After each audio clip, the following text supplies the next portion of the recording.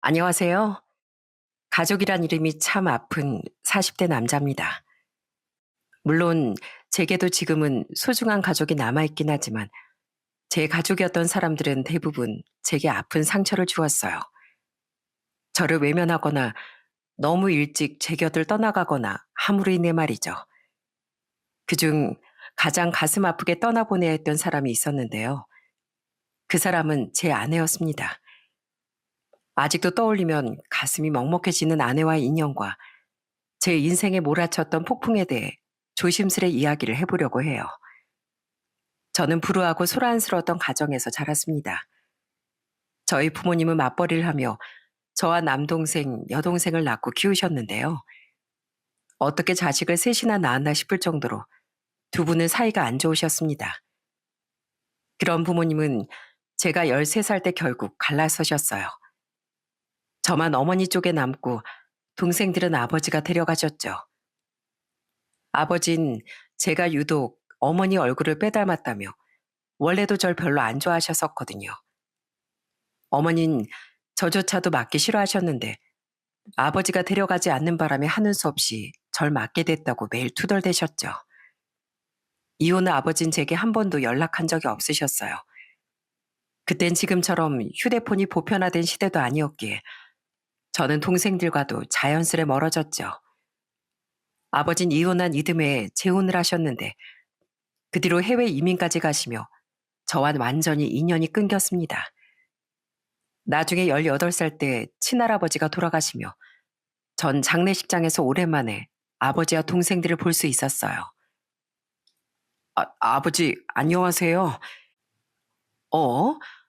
내가 네 엄마한테 부고 연락을 했었나? 아무튼 왔으면 밥이나 먹고 가라. 괜히 내 아내랑 처가 식구들 눈에 띄지 말고.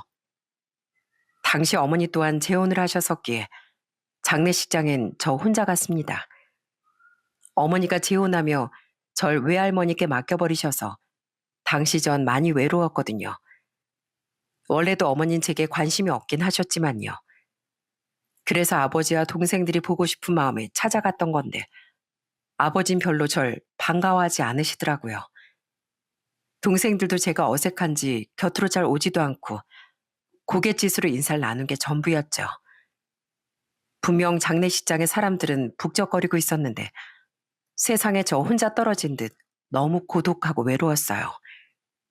그 뒤로 아버지와 동생들과 다시 만나는 일은 없었고요. 할머니, 할머니.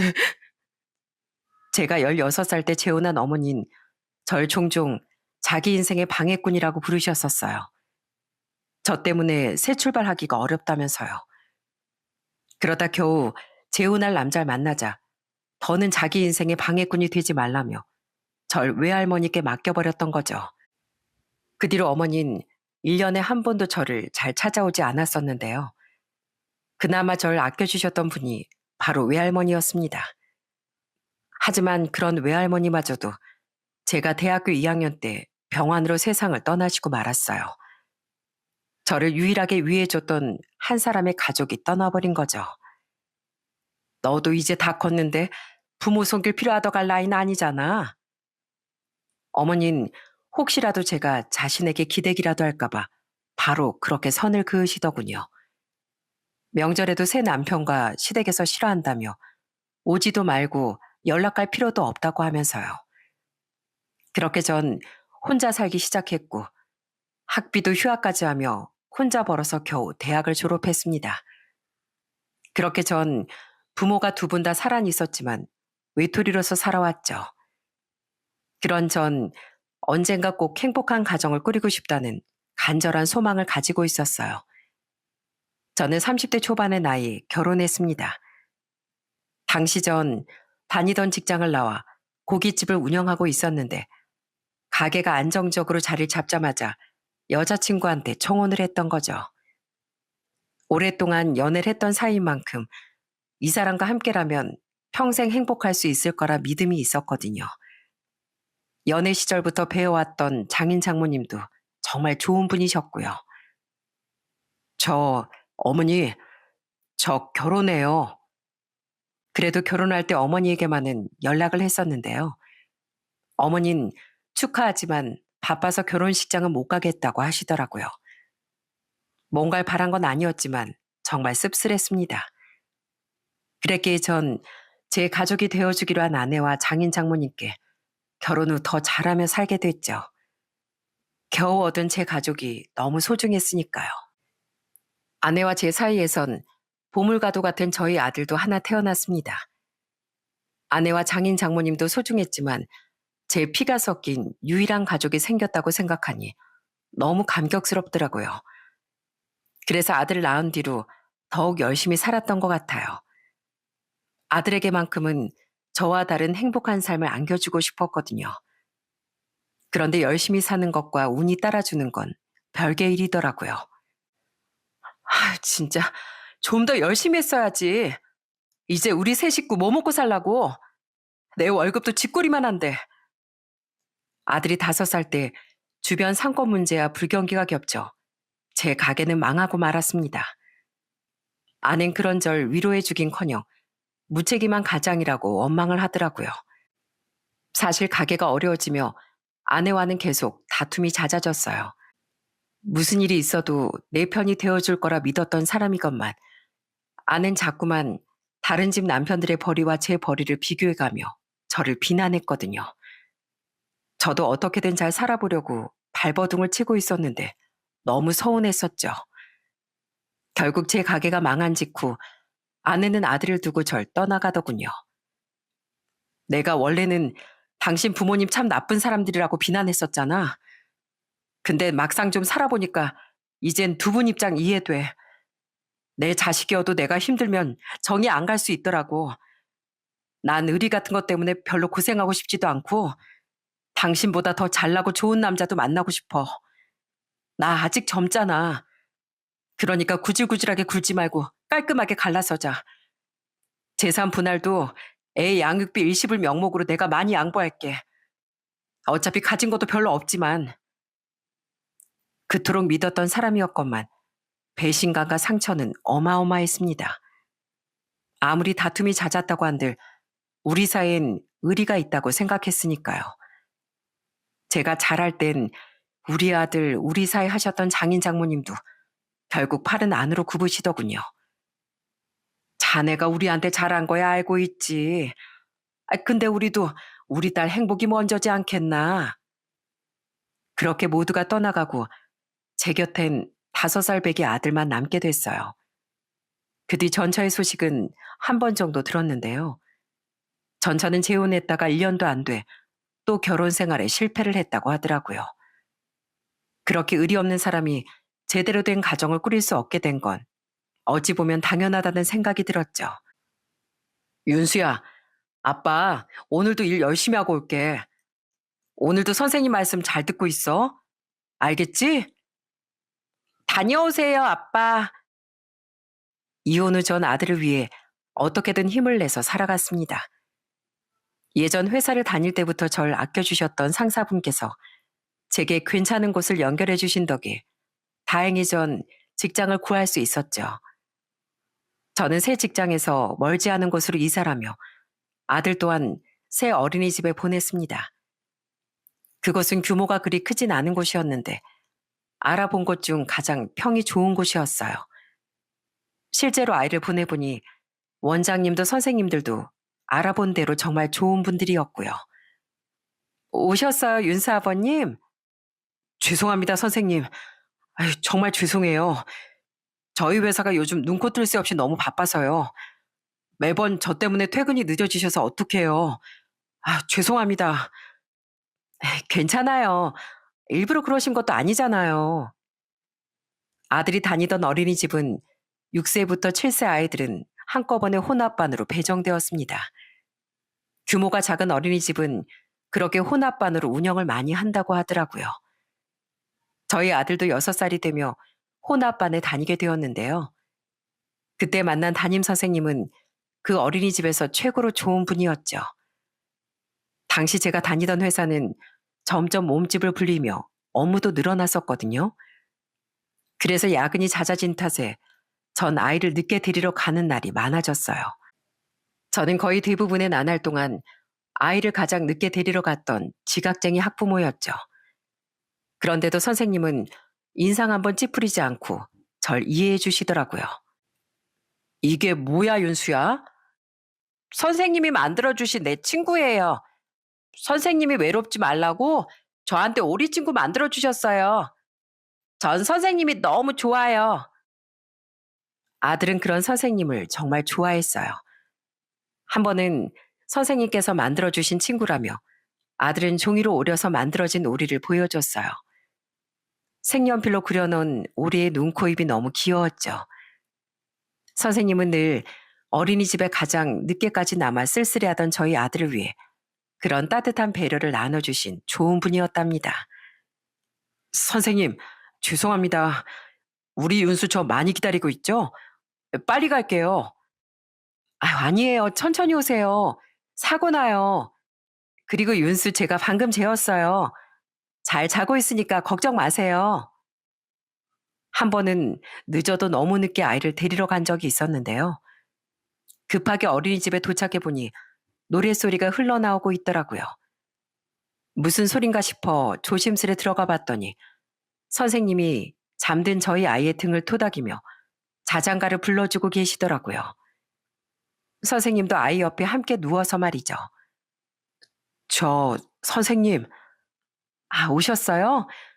윤수가 조금 전에 잠에서 깨서 칭얼대길래 다시 재우고 있었어요. 애가 자는 모습이 너무 예뻐서 저도 모르게 옆에서 한참을 들여다봤네요. 조금 더 자게 하면 좋을 것 같은데 차 한 잔 드릴까요? 그 순간 선생님의 모습이 꼭 천사처럼 보이더군요. 혼자 아들을 키우며 고군분투하던 제게 선생님은 점점 특별한 존재처럼 보이더라고요. 아무리 돈을 받고 하는 일이라고 한들 그렇게 진심을 다해 아이를 돌봐주는 것이 어디 쉬운 일인가요? 선생님을 향한 감사의 마음은 점점 커져갔어요. 그러다 아들이 7살이던 어느 날엔 심장이 철렁한 일도 있었답니다.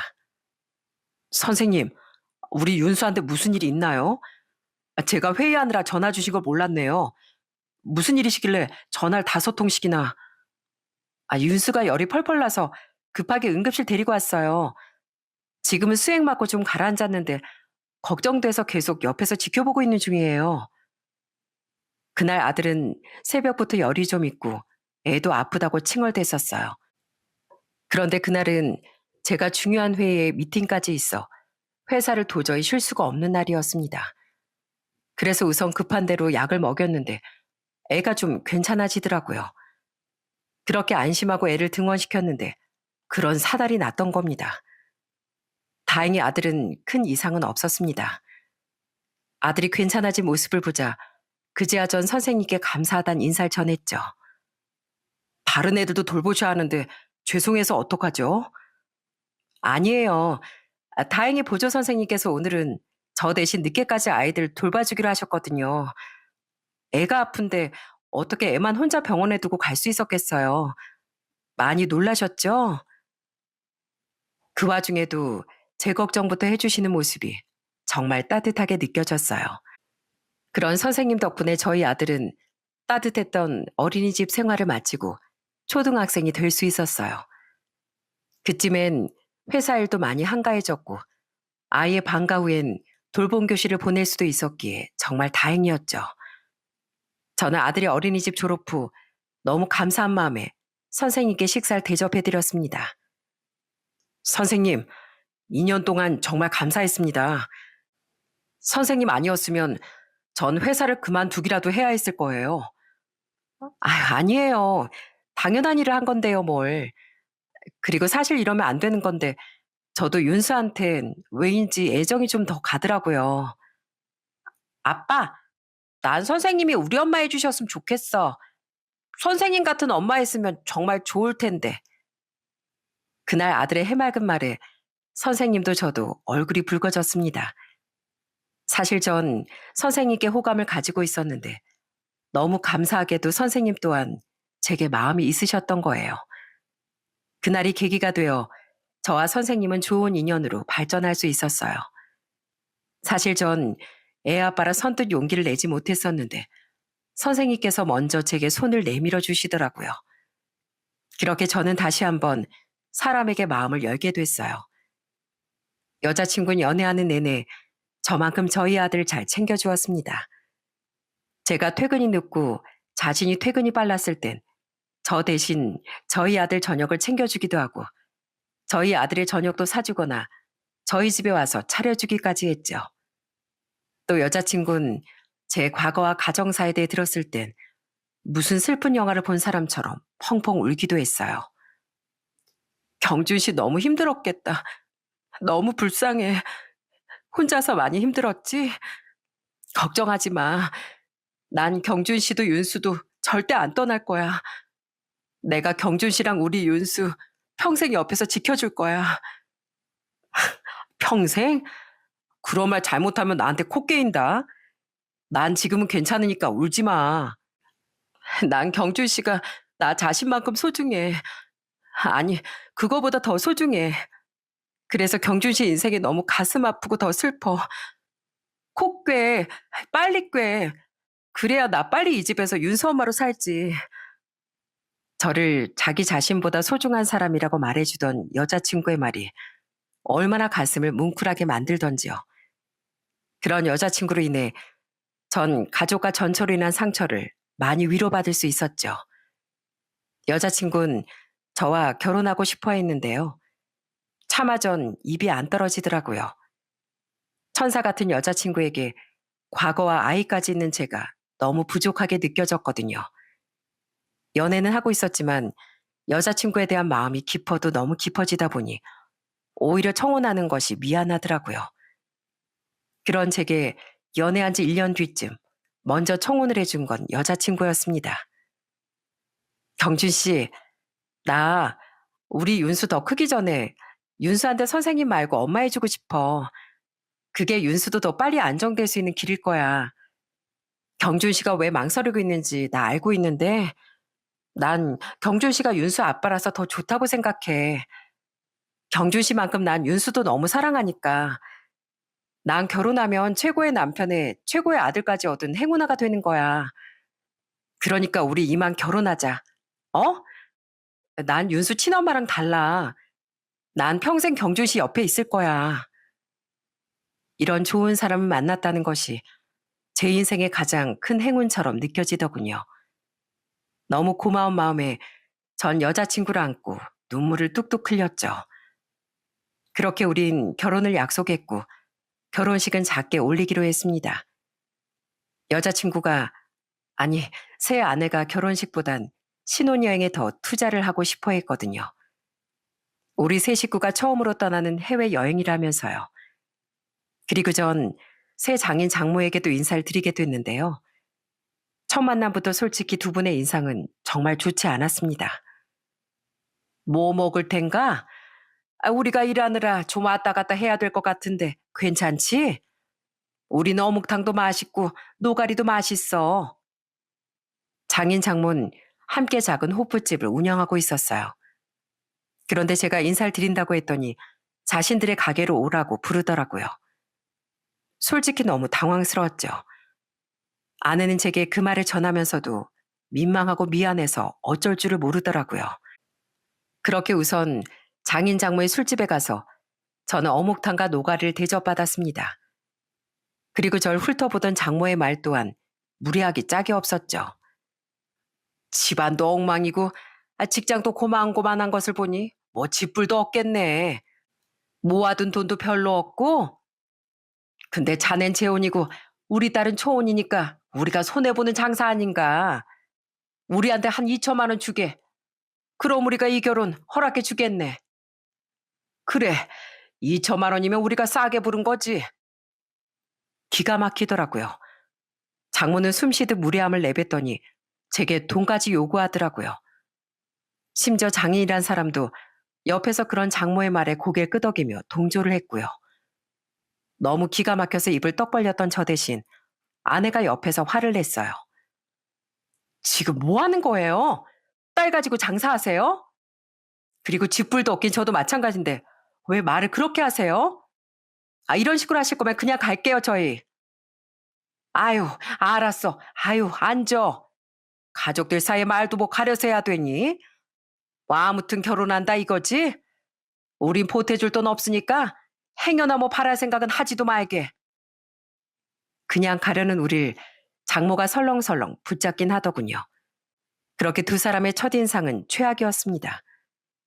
어찌저찌 그 뒤 결혼을 진행하긴 했지만 뭐 이런 사람들이 다 있나 싶더라고요. 미안해. 우리 가족이 너무 좀 그렇지? 내가 정말 경준 씨한테 면목이 없다. 그래서 우리 가족 보여주고 싶지 않았는데 결혼 전에 부모님 소개는 안 할 수가 없었어. 결혼하는데 얼굴 한번 안 보일 수는 없잖아. 아니야. 나부터가 콩가루 집안 자식인데 남의 집에 대해 이러쿵저러쿵 할 게 있나 뭐. 우리끼리만 잘 살면 되지. 아내 원래부터 자신의 가족을 좋아하지 않았던 것 같았습니다. 타지에 나가 따로 살고 있었던 처제와도 별로 친하지 않은 것 같았고요. 무슨 사연이 있나 궁금했지만 아내가 별로 이야기하고 싶어 하지 않는 것 같아 더 캐묻진 않았어요. 엉망인 가정사를 가지고 있는 사람으로서 아내의 마음이 이해가 되기도 하고 과거를 가지고 있는 사람으로서 과거 또한 뭐가 그렇게 중요한가 싶었거든요. 결혼하는 과정에서 장모가 명품백을 요구하는 등 작은 우여곡절이 있긴 했는데요. 아내가 알아서 잘 막아낸 덕에 우린 큰 문제 없이 무사히 결혼식을 치를 수 있었습니다. 그렇게 결혼한 지 얼마 뒤 아내가 처가 얽힌 사정에 대해 솔직하게 털어놓은 적이 있었어요. 사실 우리 엄마 내 친엄마가 아니야. 계모야. 우리 아빠 내가 태어난 지 얼마 안 돼서 사별하셨고 그 뒤에 지금 엄마랑 재혼하신 거야. 내 동생은 지금 엄마랑 아빠 사이에서 태어난 애라 나랑은 반만 친자매 관계고 미리 말 못해서 미안해. 몇 번이나 말하려고 했는데 가정사가 복잡한 여자라고 혹시라도 당신이 날 싫어하게 될까봐 입이 차마 안 떨어졌어. 뭐? 날 뭘로 보고 내 가정사가 더 엉망인데 내가 그런 걸로 당신에 대한 마음이 변했을까봐? 이거 서운한데?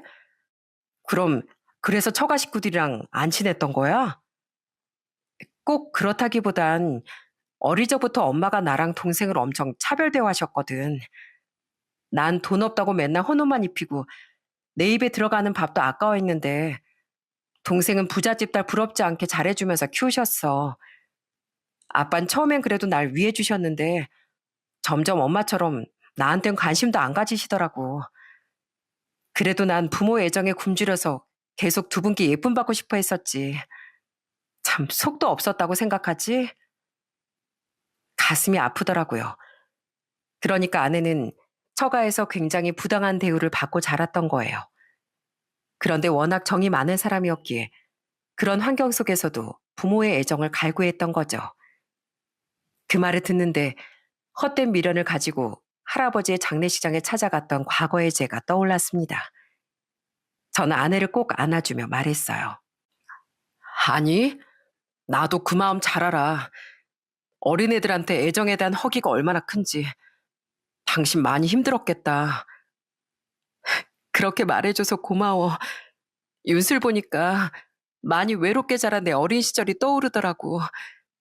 물론 나와는 상황이 달랐지만 그래도 가정에 아픔이 있는 애라 더 마음이 쓰였던 것 같아. 그리고 당신 사정을 들었을 때도 꼭 나를 보는 것 같아서 너무 마음이 아프더라. 그런 당신을 너무 좋아하게 돼서 내 사정을 말을 못했다는 게 뭐 아이러니하긴 하지만 그래서 난 당신 상처를 내가 꼭 낫게 해주고 싶었어. 그랬구나. 어, 그리고 나 당신 만나고 깨달았어. 더는 부모님께 미련을 가질 필요가 없다는 걸. 날 진심으로 소중하게 여겨주는 당신하고 다르게 날 아껴주지 않는 사람들한테 끌려다닐 필요 없다는 걸 깨달았거든. 그러니까 내게 진정으로 소중한 가족은 이젠 당신이랑 윤수가 전부야. 저와 비슷한 아픔을 가지고 있던 아내가 안쓰러워 그날 저도 눈물을 많이 흘렸던 것 같습니다. 장인 장모도 편애를 당연하게 받고 자랐다던 처제도 원망스러워지더라고요. 하지만 그때까지만 해도 전 아내에게 더 특별한 뭔가의 사정이 있는진 상상도 하지 못했었죠. 윤수야, 아침밥 먹자. 여보, 얼른 나와서 한술 뜨고 가. 그래야 하루 종일 힘내서 일하지. 사정을 들은 뒤 전 아내를 반드시 행복하게 만들어주겠다고 또다시 다짐했어요. 하지만 결혼 생활을 해보니 제가 아니라 아내가 저와 저희 아들 인생을 더 행복하게 만들어주더라고요. 아내 한 사람이 생긴 것만으로도 집안의 분위기는 완전히 달라졌어요. 따뜻하고 포근하고 늘 사람 사는 냄새가 가득해졌죠. 이게 바로 평생 내가 꿈꿔온 진짜 행복인가 싶더라고요. 한편 아내가 처가에 가기 싫어해 우린 처가엔 잘 가지 않았습니다. 결혼하고 신혼여행을 다녀온 뒤 딱 한 번 간 게 다였죠. 저도 처가를 좋아하지 않았기에 굳이 가자는 말을 하지 않았고요. 그런데 가만 보니 아내는 장모의 전화를 자꾸 피하는 것 같더군요. 여보, 장모님 전화 온 것 같은데 안 받아? 괜찮아. 지금은 통화하기 귀찮아. 나중에 다시 전화하지 뭐. 아내의 그런 모습을 본 게 3번 정도 됐었는데요. 또 어느 날엔 장모의 전화를 받겠다고 베란다로 나가더니 좋지 않은 표정으로 돌아오더라고요. 표정이 왜 그래? 아, 별일 아니야. 그냥 뭐하고 살길래 집에 얼굴도 안 비추냐고. 나한테 잘해준 것도 없으면서. 나도 이젠 엄마 아빠한테 아무 미련도 없는데. 나한텐 당신이랑 윤수가 있잖아. 장인처럼 아내의 친부도 아닌 장모가, 그것도 아내를 예뻐해 준 적도 없다던 장모가 왜 자꾸 아내에게 집착을 하나 싶었어요. 저는 그때 아내의 말을 대수롭지 않게 넘기지 말았어야 했습니다. 그때 전 제가 모르는 진실이 있다는 사실을 조금이라도 눈치챘어야 했어요. 그럼 아내를 그렇게 허무하게 잃지 않아도 됐을 테니까요. 엄마, 저 오늘 학교에서 선생님한테 칭찬 들었어요. 시험 잘 봐서요. 그래서 우리 아들? 아유, 장해. 우리 아들 이젠 엄마한테 엄마 소리도 잘하네. 아들은 서서히 아내에게 자연스레 엄마라고 부를 수 있게 됐습니다. 그전엔 엄마 선생님이란 말을 번갈아 했었거든요. 그렇게 우린 서서히 온전한 가족이 되어가고 있었는데요. 결혼한 지 겨우 2달이 지난 어느 날, 일을 하던 전 불길하기 짝이 없는 문자를 받게 됐어요. 보낸 사람은 아내였죠. 여보, 내 남편이 되어주어서, 그리고 나에게 윤수라는 선물을 줘서 정말 고마웠어. 당신은 처음으로 날 진심으로 생각해준 감사한 사람이야. 근데 난 여기까지인 것 같아. 당신이랑 윤수 옆에 오래오래 남아있고 싶었는데, 그러기엔 난 너무 부족하고 나약한 사람인가 봐. 이 세상을 계속 살아가기가 너무 괴로워. 미안해. 그건 누가 봐도 마지막을 암시하는 내용이더군요. 깜짝 놀란 전 바로 아내에게 전화를 걸었는데 전화를 받지 않더라고요. 전 회사에 급히 사정을 말한 뒤 집으로 달려갔습니다.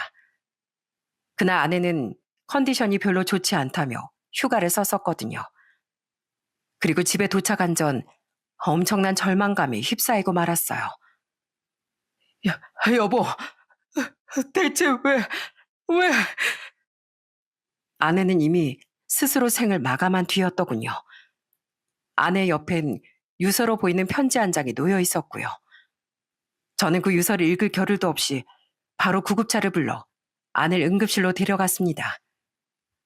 하지만 이미 아내의 심장은 멈춘 뒤였어요. 여보, 평생 나랑 우리 윤수 옆에 있어주겠다며 나랑 우리 윤수 동생도 가지자고 했었잖아. 그런데 대체 왜 이런 짓을 한 거야? 장인 장모에게 연락할 생각이고 뭐고 저는 충격에 빠져 오열만 했습니다. 도저히 이 현실이 믿겨지지가 않더라고요. 결혼한 지 2달, 겨우 2달 만에 전 다시 가족을 잃게 된 거예요. 저는 오열하고 또 오열했어요. 그러다 장례 절차를 준비해야 한다는 병원 관계자의 말에 그제야 정신을 차리고 우선 장인 장모에게 연락을 하려고 했죠. 그런데 주머니에 넣은 제 손에 먼저 잡힌 건 휴대폰이 아닌 아내의 유서였어요. 아내를 병원으로 옮기느라 우선 정신없이 주머니에 쑤셔 넣었던 바로 그 유서요. 저는 눈물 젖은 얼굴로 그 유서를 펴서 읽기 시작했어요. 그 유서엔 제가 미처 알지 못했던 아내의 충격적인 진실이 전부 적혀 있었죠. 당신이 유서를 읽고 있을 쯤엔 난 이 세상에 없겠지? 미안해, 여보. 그런데 나 너무 부끄럽고 괴로워서 더는 이 세상을 살아갈 수가 없을 것 같아. 사실 나 대학교를 다니다 중퇴하고 술집에서 몇 년 동안 일했었어. 알지? 남자들 술 따라주고 하는 곳. 엄마랑 아빠가 집안 사정이 어렵다고 술집에 나가서 일하라고 엄청 날 종용했었거든. 술집에 나가면 큰 돈을 쉽게 벌 수 있지 않냐면서 부모란 사람들이 기어코 날 거기서 일하게 했어. 너무 놀라 손이 덜덜 떨리더군요. 생각보다 장인 장모는 더 쓰레기 같은 사람들이었던 겁니다. 어릴 적부터 아내를 가스라이팅하며 키웠던 장인 장모는 그래도 자신들에게 애정을 받고 싶어 했던 아내의 약한 마음을 이용해 아내를 술집에 취직시킨 거예요. 아낸 바보같이 가족을 도우려 그 술집에서 몇 년을 일했다고 하더라고요. 정말 스스로가 너무 더럽게 느껴지고 괴로운 나날들이었어. 몇 번이나 그만두려고 했었는데 부모님은 조금만 더 해라. 내 덕에 우리가 산다 하면서 날 구슬렸지. 그렇게 내가 벌어다 준 돈으로 부모님은 전셋집을 더 큰 곳으로 옮기고 동생 학비도 다 내주더라. 내가 정말 너무 어리석었던 거야. 그리고 술집을 그만두고 공부해서 어린이집 일을 시작한 뒤에도 부모님은, 특히 엄만 계속 내게 돈을 요구해서 가져갔어. 어린이집 교사 월급이 얼마나 된다고 거기서 또 키워준 값을 내놓으라고 하더라고. 이미 그들에게 길들여졌던 아내는 자신은 계속 처가의 호구이자 돈줄이었다고 말하더군요. 그렇게 피폐하게 살다 절 만난 뒤엔 자기도 이젠 행복해지고 싶은 마음이 들었다고 하더라고요. 그래서 그때부턴 자기 부모에게 돈도 주지 않고 저와의 새로운 인생을 꿈꿨다고 해요. 그제야 전 절 처음 보자마자 못마땅한 듯 굴었던 장인 장모의 태도가 이해가 갔죠. 그런데 내가 결혼한 뒤에 엄마가 자꾸 전화해서 겁박을 하기 시작하더라. 요즘 가게 장사가 잘 안 된다면서 대출을 받아서라도 한 5천만 원을 내놓으라고 하더라고. 당연히 난 거절했지. 그동안 그렇게 다 퍼줬으면 됐지. 이제 제발 나 좀 내버려 두라고. 그러니까 엄마가 돈을 안 내놓으면 당신한테 내 과거를 다 알리겠다고 하더라. 내가 술집에서 일했던 더러운 여자라고 다 폭로하겠다면서 그렇게 날 2달 내내 괴롭혔어. 아무리 당신이 날 좋아해도 그런 더러운 전적 있는 여자인 걸 알면 바로 정이 떨어질 거라고. 당신을 잃고 싶지 않으면 빨리 돈을 내놓으라고 성화였어. 소름이 돋았습니다. 어떻게 사람이 그 정도로 악마가 될 수 있답니까? 아내는 장모의 요구를 거절했지만 장모는 끊임없이 연락해 아내를 괴롭혔다더군요. 그래서 아내는 계속 장모의 전화를 피했던 거예요. 심지어 장인까지도 장모와 번갈아가며 아내에게 전화를 걸었다고 하더라고요. 아내는 자신의 더러운 과거를 제가 알까봐 너무 두려웠다고 말했습니다. 나를 향한 당신의 진심은 잘 알지만 나조차도 추악하게 여겨지는 내 과거를 당신이 과연 이해해 줄까 싶었어. 그리고 당신한테만은 절대 내 과거를 알리고 싶지도 않았고 너무 두렵더라. 그런데 내가 이번 한 번은 어떻게 돈을 마련한다고 해도 과연 그게 끝일까 싶더라. 엄만 계속 나한테 돈을 요구할 테고 난 계속 두려움에 떨면서 살아야 했을 거야. 난 가족들을 위해서 한 일인데 그게 결국은 날 궁지로 몰게 된 거야. 그래서 차라리 죽느니만 못하게 사느니 그냥 다 끝내버리자고 생각했어. 민선아, 여보, 그래서 나 이렇게 비겁한 선택을 하게 됐어. 이번 인생은 너무 괴로웠어. 당신하고 윤수한테 너무 미안하지만 나 이젠 좀 쉬고 싶어. 만약에 다음 생이 있다면 그때도 나 만나줄 수 있을까? 그럼 그땐 당신한테 이 미안한 마음 다 갚으면서 살게. 다음 생은 당신을 더 빨리 만나서 이번 생보단 덜 괴로운 삶을 살게 됐으면 좋겠다. 미안해, 여보. 그래도 내가 당신하고 윤수 사랑한다는 것만은 잊지 말아줘.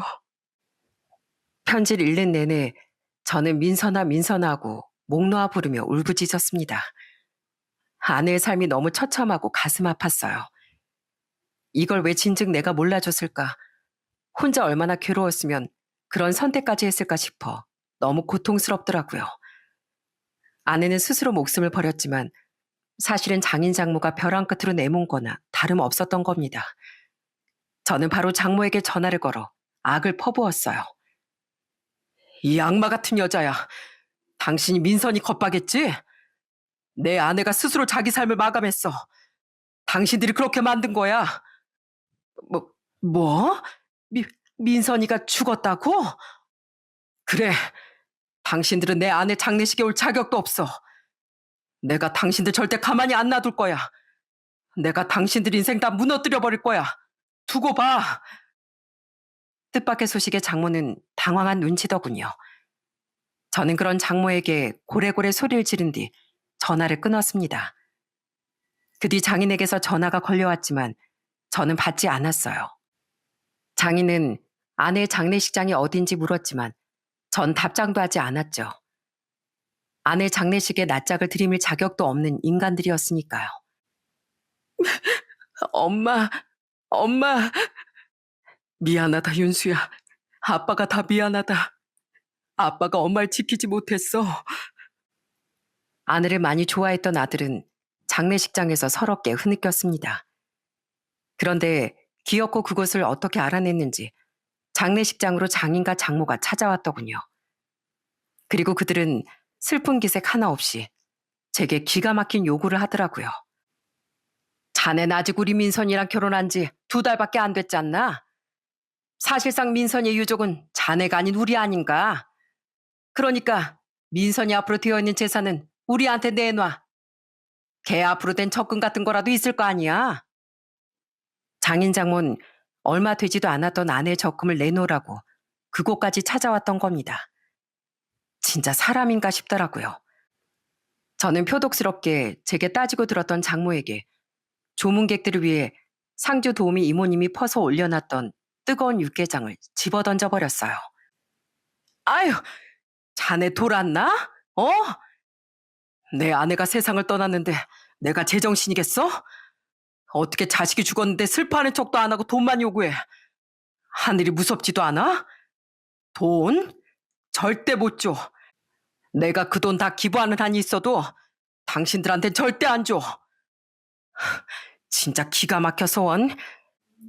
얼마나 사람이길 포기했으면 그 어린애 그렇게 서럽게 키우고 아직 주민등록증에 잉크도 안 말랐을 나이의 딸을 술집으로 내몰아. 그렇게 돈을 뜯어갔으면 적어도 결혼한 뒤에 내버려 뒀어야지. 내 아내도 행복하게 좀 살게 내버려 뒀어야지. 그런데 당신들이 더럽힌 내 아내 과거를 빌미로 끝까지 돈을 요구했어? 기어코 내 아내를 끝까지 물어뜯었어? 내가 당신들 인생 다 끝장내버릴 거야. 문서방, 자네 너무 흥분했네. 우선 진정하고. 이거 놔. 진정? 장인 당신은 저 여자보다 더 나쁜 사람이야. 어떻게 자기 친딸 인생을, 어떻게. 둘 다 당장 나가. 내 아내 가는 길이라도 마음 좀 편하게 가게. 당장 사라지라고. 나가. 저는 신들린 사람처럼 발광하며 그들을 내쫓았습니다. 결국 그들은 수군대던 조문객들의 시선을 못 이기고 도망치듯 가버렸죠. 이후 전 아내를 납골당에 안치시키며 약속했어요. 억울하게 간 당신 복수 내가 어떻게든 해줄게. 지켜주지 못해서 미안해. 저는 우선 변호사에게 상담을 받았습니다. 그들을 겁박으로 형사처벌할 수 있는지요. 형사처벌은 쉽지 않을 겁니다. 고인이 된 피해자의 사안이라서요. 하지만 민사소송은 충분히 가능합니다. 극단적인 선택을 하게 만든 원인을 입증할 수 있다면 위죄를 받을 수 있어서요. 특히 겁박과 경제적 착취 정황이 뚜렷하니 소송 가능성은 충분합니다. 저는 곧장 그들을 아내를 겁박한 죄로 고소하고 동시에 민사소송을 걸었습니다. 당장이라도 달려가서 다 때려 부수고 싶었지만 그들에게 최대한의 피해를 줄 수 있도록 인내심을 가졌죠. 제가 그들을 찾아가 난동이라도 부린다면 그들이 토해내게 할 수 있는 위자료 액수에 영향이 클 거라고 변호사가 주의를 주었거든요. 돈이 욕심나서가 아니라 그들에게 조금이라도 더 큰 타격을 주고자 했던 거예요. 소송 기간은 짧지 않았습니다. 그래도 변호사는 1년에서 2년까지도 걸릴 수 있다고 했는데 증거가 명백했기에 다행히 소송은 8개월 만에 끝이 났죠. 그들은 아내가 이미 세상을 떠났다는 것과 증거 불충분으로 형사처벌은 제대로 받지 못했어요. 너무 분했습니다. 그래도 민사소송에선 이겨 위자료는 다행히 받아낼 수 있었죠. 하지만 그것만으론 전혀 제 속이 시원하지 않더군요. 아내의 몇십 년치의 고통을 고작 그 몇 푼으로 끝나게 두고 싶지 않았거든요. 게다가 마지막으로 법정에서 봤을 때 그들은 전혀 반성의 기미도 보이지 않았고요. 장인 장문 저 보라는 듯 입모양으로 작은 욕짓거리를 내뱉었고 처제란 인간까지 절 재수 털린다는 표정으로 노려봤습니다. 저는 아내가 지옥 속에 살아왔듯 그들에게도 지옥을 더 보여주고 싶었어요. 그래서 전 장인 장모의 술집으로 찾아가 고래고래 소리를 질렀죠. 이젠 소송도 끝났겠다. 2차로 복수를 시작했던 거예요. 여러분, 앞으로 이 술집 오지 마세요. 여기 사장 내외가 얼마나 악마 같은 인간들인지 아십니까? 이 사람들 자기들 큰딸을 평생 차별하면서 서럽게 키우고 그걸로도 모자라 술집으로까지 내몬 인간들이에요. 그 돈으로 자기들 집 넓히고 편애하던 작은 딸 대학 등록금까지 다 내줬답니다. 그리고도 평생 계속 돈을 갈취했다네요. 그걸로 끝이게요? 그 큰딸이 제 아내였는데요. 저한테 술집에서 일한 과거를 폭로하겠다고 으름장 놓으면서 돈을 또 요구했다고 합니다. 결국 제 아내는 스스로 생을 마감했고요. 제 아내를 그렇게 만든 게 제 아내 자신이겠습니까? 바로 저 인간들이겠습니까? 자네 지금 뭐 하는 거야? 아이 그만큼 돈 뜯어갔으면 됐지. 왜 또 여기 와서 이래? 당신들은 내 아내를 한 번만 못 살게 굴고 내버려뒀어? 아니잖아. 당신들도 내 아내가 겪었던 고통 그대로 한번 겪어봐. 내가 당신들 인생 망하게 해준다고 분명히 경고했었지? 손님들은 크게 동요했고 장인 장모는 당연히 당황해서 어쩔 줄을 모르더군요. 그들은 절 쫓아내려고 했지만 전 아예 바닥에 드러눕기까지 했어요. 장사를 방해하려고요. 결국 그들은 절 영업방해로 경찰에 신고했습니다. 하지만 전 경찰에 끌려나가면서도 그들을 노려보며 경고했죠. 이제 시작일 뿐이야. 각오해 당신들. 그날은 조서 작성 후 풀려났고 처벌을 받을 수 있다고 들었지만 저는 복수를 멈추지 않았어요. 전 이번엔 그들의 가게 앞에서 목에 피켓을 걸고 1인 시위를 시작했어요. 소문이 동네 파닥에 퍼질 때까지 계속이요. 딸을 술집으로 내몰고 평생 착취하며 살아온 짐승만도 못한 부부. 제 아내는 결국 죽음으로까지 내몰렸습니다. 이들은 악마입니다. 법으로 걸릴 수도 있는 내용이었지만 이미 각오한 일이었거든요. 저는 제가 처벌을 받는 한이 있어도 그들을 무너뜨리고 싶었으니까요. 그들은 몇 번이나 경찰을 불러 저를 쫓아내려 했지만 1인 시위를 했다는 것만으론 경찰이 개입을 하기 힘들었어요. 그들은 제발 그만하라며 제게 애걸복걸했죠. 우리도 먹곤 살아야 할 거 아닌가. 이미 우리 술집 소문 인터넷에 파다하게 퍼졌대. 벌써부터 손님도 뚝 끊겼어. 그러니까 제발 그만 좀 하게. 그들은 결국 제가 술집에서 난동 피웠던 일과 피켓 내용을 빌미로 명예훼손으로 고소했습니다. 전 그 일로 약식 벌금을 물어야 했지만 그 몇백만 원이 단 하나도 아깝지 않았어요. 제가 1인 시를 몇 달 내내 한 건 아니지만 결국 장인 장모의 술집은 3달 뒤쯤엔 폐업 수순을 밟았어요. 하지만 전 거기서 멈추지 않았습니다. 계속 처가 일을 주시하고 있던 전 처제가 결혼을 앞두고 있다는 소식을 입수했어요. 저는 뒷조사를 통해 처제의 예비 남편에게 전화를 걸었죠. 그리곤 직접 그 사람을 만나 그 악마 같은 집안에 대해 전부 폭로했어요. 며칠 뒤 처제는 제게 전화를 걸어 노발대발 아주 난리가 났죠. 저 파혼당했어요. 대체 언제까지 우리 가족을 이렇게 괴롭힐 거예요? 언니랑 뭐 그렇게 오래 살았다고 이렇게 끈질기게 구냐고요? 그럼 너랑 네 부부는 무슨 원한이 있어서 내 아내를 그렇게 괴롭혔는데? 내가 그랬어요? 우리 엄마 아빠가 그런 걸 가지고 왜 나한테까지 난리냐고요? 정말 넌 가해자가 아니라고? 너도 네 언니가 술집에서 일해서 네 등록금 내주는 거 다 알고 있었잖아. 근데도 뻔뻔하게 그 돈 받아먹어 놓고 고마운 줄도 몰랐잖아. 근데 진짜 네가 가해자가 아니야? 그, 그건 거봐. 너도 똑같은 악마야. 네 언니 인생을 그렇게 망가뜨리고 넌 잘 살 수 있을 줄 알았어? 꿈도 꾸지 마. 그리고 그 남자를 위해서라도 이 결혼은 없는 게 100번 옳았어. 저는 그런 처제에게 너도 똑같은 인간이라는 말을 남기고 전화를 끊어버렸습니다. 그리고 얼마 뒤 이번엔 장인 장모가 저희 집 앞까지 찾아왔더군요. 그들은 이젠 질려버렸단 표정으로 제발 좀 그만하라고 빌더라고요. 내 아내한텐 살아있는 내내 끊임없는 지옥을 보여줬으면서 고작 이 정도 가지고 엄살을 피워? 이게 당신들이 내 아내한테 했던 짓들 아니야? 우리가 다 잘못했네. 미안하네. 평생 속지 않다는 마음으로 살 테니까 제발 우리 이제 각자 갈 길 가세. 우리가 민선이한테도 이렇게 사과하겠네. 민선아, 우리가 잘못했다. 우리가 평생 천벌받으면서 삼아. 그래, 당신들은 평생 천벌받으면서 살아야 돼. 내가 당신들이 얼마나 불행해지나 평생 두 눈 부릅뜨고 지켜볼 거야.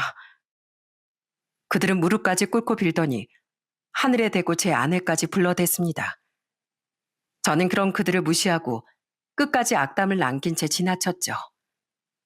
고맙게도 제가 그들에게 복수를 하고 회사까지 다니며 바쁘게 사는 동안 친한 친구 녀석이 재수 씨와 함께 저희 아들을 자주 돌봐주었는데요. 제게 장인 장모가 찾아왔었다는 얘기를 듣더니 한숨을 쉬며 이젠 그만하라는 말을 해주더군요. 얌마, 네 마음 다 이해해. 나도 민선 씨 정말 좋아했고 너무 안타까웠어. 근데 산 사람은 살아야 하잖아. 복수만 한다고 네 인생을 망치면 민선 씨가 하늘에서 과연 좋아하겠어? 그리고 윤수를 생각해야지. 이제 너도 할 만큼 했으니까 앞으로는 윤수한테 좋은 아빠가 되는 것만 생각하면서 살아. 비록 민선 씨는 이제 세상에 없지만 민선 씨의 기억을 잊지 않고 경준이 너랑 윤수가 잘 사는 거 그게 진정한 최후의 복수인 거야. 아들을 위해서라도 그만하라는 친구의 말에 저는 눈물을 쏟아냈습니다. 결국 복수를 그만두는 것이 진정으로 아내와 아들을 위한 일이라는 친구의 조언에 그렇게 제 복수는 끝이 났어요. 그리고 지금은 아들을 위해서만 살고 있죠. 절 진심으로 걱정해주고 도와준 친구 내외 은혜를 저는 평생 잊지 못하고 살아갈 거예요. 이런 저의 긴 복수가 아내에게 위로가 되진 않았을 거라고 생각합니다. 그래도 아주 조금이나마 아내의 한이 풀렸길 간절히 바랄 뿐이었죠. 지금 전 처가 식구들이 어떻게 사는진 더는 알지 못합니다. 복수를 그만둔 후엔 그들의 소식에 아예 관심을 끊었거든요. 그래도 하늘의 눈은 피해갈 수 없는 법이죠. 저는 그 사람들이 평생 천벌을 받으며 살 거라고 믿어 의심치 않습니다. 전 이제 앞으론 지금까지와 같이 저희 아들을 위해서만 살아가려고 해요. 어머닌 제가 전처와 이혼할 때도 재혼한 뒤 새 아내가 세상을 떠났을 때도 그러했듯 여전히 제게 관심이 없는 분입니다. 해외에 계신 아버지와 동생들은 이젠 완전히 없는 사람들이나 마찬가지고요. 그래서 제게 남은 가족은 저희 아들이 유일해요. 그건 아들에게도 마찬가지니 저희 아들만은 저처럼 불우하고 외롭게 크겐 절대 만들지 않으려고 합니다. 그렇게 저희 아들은 저보다 더 나은 인생을 살 수 있게 만들어주는 게 제게 남은 유일한 바람이자 희망이에요. 하늘에 있는 아내도 다시 인생을 똑바로 살기 시작한 절 보며 분명 안심하고 있을 거라고 믿으려고요. 아내와 저와의 인연은 짧았었지만 아내가 저와 저희 아들에게 남겨준 마음은 너무도 크고 소중했습니다. 그렇기에 제 울분도 그렇게 길고 깊었던 거죠. 가만히 생각해보면 사람이라는 존재는 참 묘한 것 같습니다. 한 사람의 따뜻함이 누군가에겐 살아갈 힘이 되기도 하지만 또 다른 누군간 이기심으로 남의 인생을 무너뜨리기도 하니까요. 결국 사람은 사람에게 천국을 안겨줄 수도 있고 지옥을 안겨줄 수도 있는 존재라는 생각이 들더라고요. 제 전 장인 장모가 바로 그런 악마 같은 인간들이었죠. 자신의 입속을 채우고자 다른 사람의 인생을 지옥으로 만드는 짓은 결코 해서는 안 되는 최악의 범죄입니다. 자기 자신의 인생마저 지옥의 불구덩이로 빠뜨려버리게 되는 무서운 짓이죠.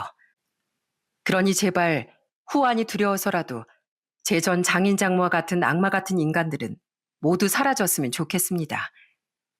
그런 간절함을 담아 이 사연을 보냅니다. 다소 씁쓸하고 괴로웠을 제 사연에 끝까지 귀 기울여 주신 여러분의 삶엔 지옥이 아닌 천국이 늘 함께 하시길 바래요.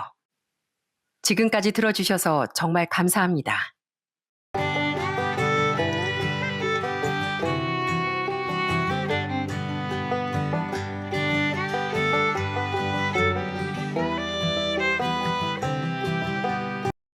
안녕하세요. 저는 시모에게 당한 모든 걸 그대로 되갚아준 40대 여자입니다. 하루하루 버티며 살다 보면 자존감은 점점 깎이고 저 자신에 대한 믿음마저 자꾸만 작아질 때가 있습니다. 혹시 저처럼 자신감을 잃고 결혼 생활에 지쳐가는 분들이 계시다면 우린 단지 누군가의 며느리나 아내로서가 아니라 나라는 사람 자체로 충분히 귀하고 존중받아야 할 존재라는 걸 꼭 얘기해드리고 싶어서 사연을 적어봅니다. 저희 아빤 평생을 저와 동생을 위해 헌신하며 살아오신 분이었어요.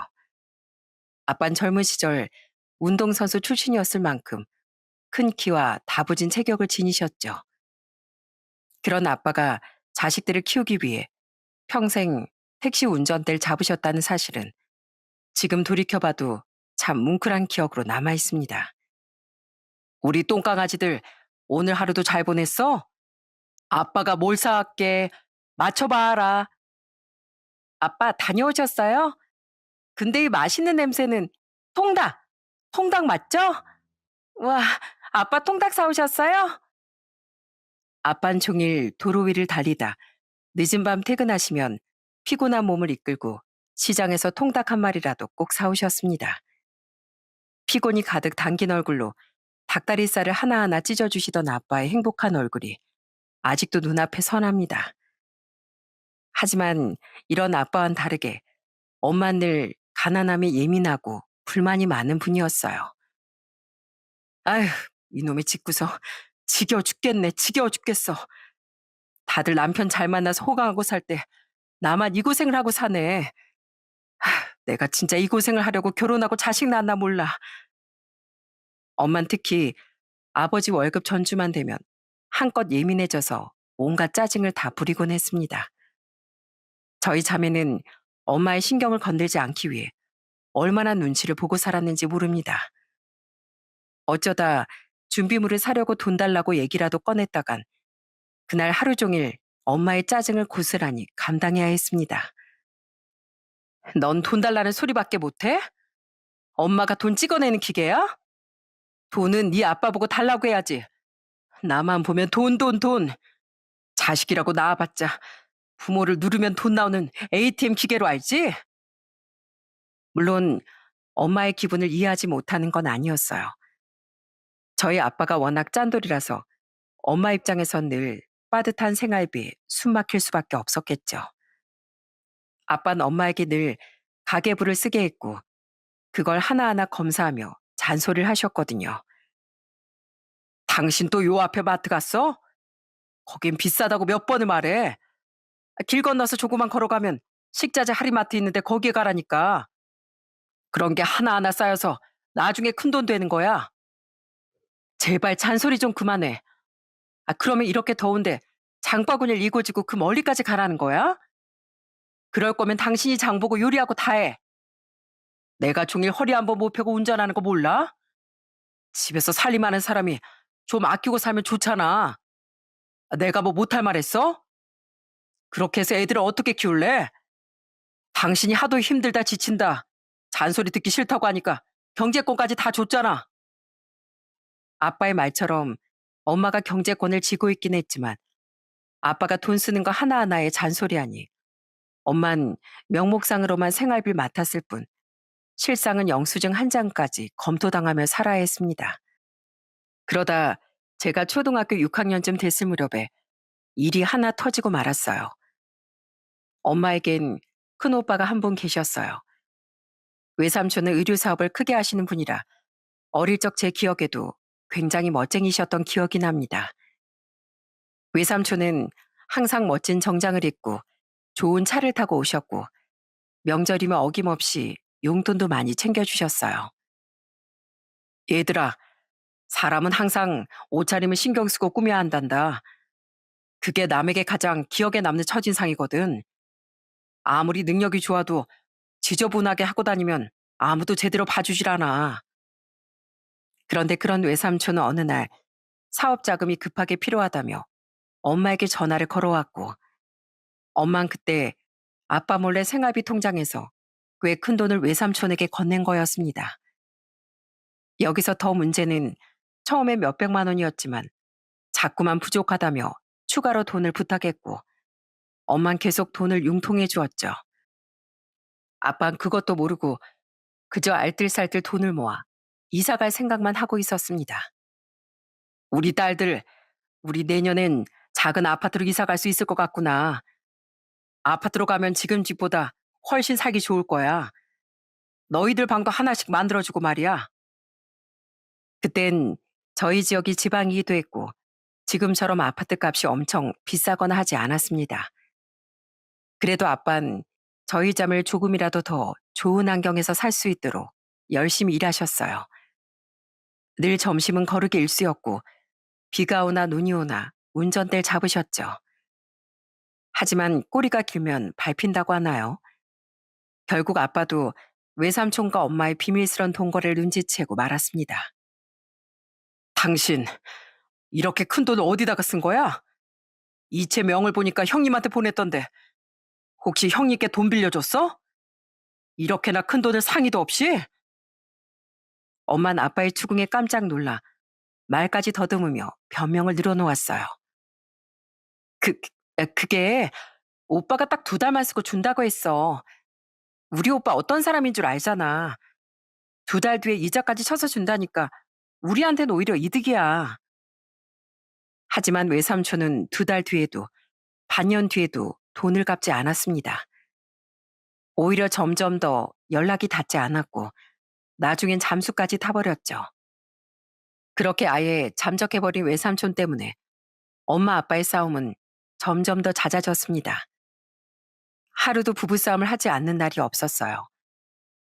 저와 여동생은 매번 부모님의 고함을 피해 이불 밑에 숨어 있기 바빴습니다.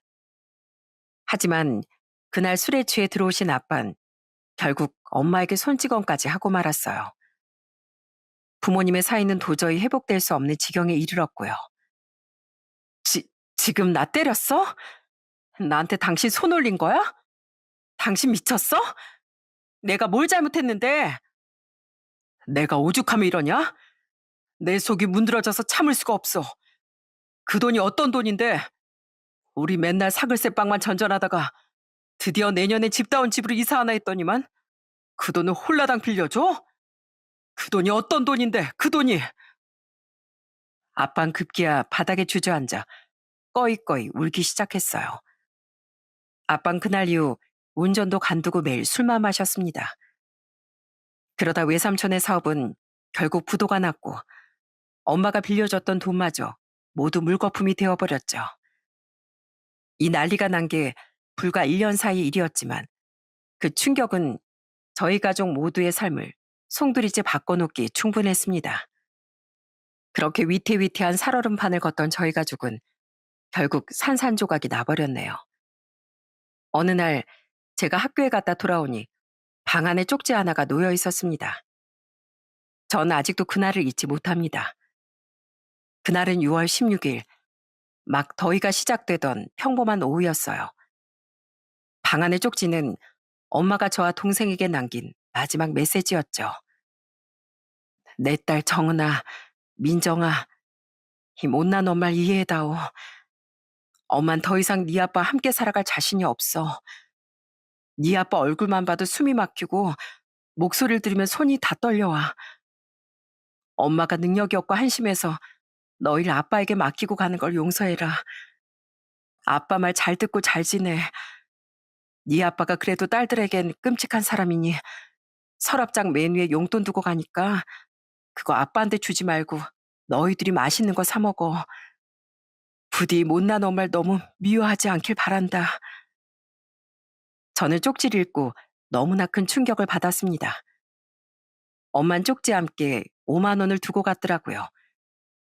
그게 마지막 용돈이라면서요. 아빠 역시 밤늦게 집에 들어와 엄마의 쪽지를 보고 분노를 참지 못했습니다. 어떻게 나한테 이럴 수가 있어? 어떻게? 집안 재산을 다 날려먹은 거로도 모자라.